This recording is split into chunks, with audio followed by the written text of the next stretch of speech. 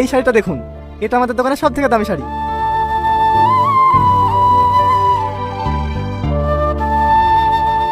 ভালো লাগছে না? তোর পছন্দ হয়েছে?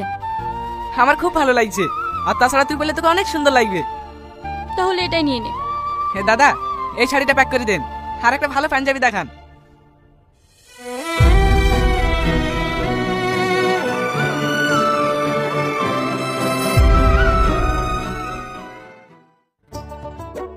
রোহন, বাজারগুলো সব করা হয়ে গেছে? হ্যাঁ মামা, সব হয়ে গেছে। সাথী কই, ওর খাওয়া হয়ে গেছে? না, ও জ্বর জ্বর ভাব করছে, খাবে না বললো। জ্বর এসছে? ওষুধ লাইছো? না, কাজ করছিলাম তো তাই মনে ছিল না।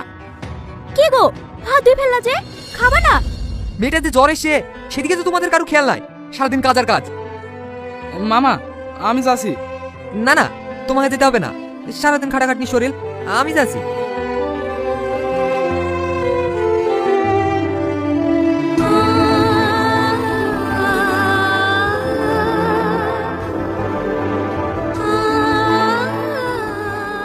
তোরা একটু বাইরে যা, আমার ভাবির সাথে কিছু কথা আছে।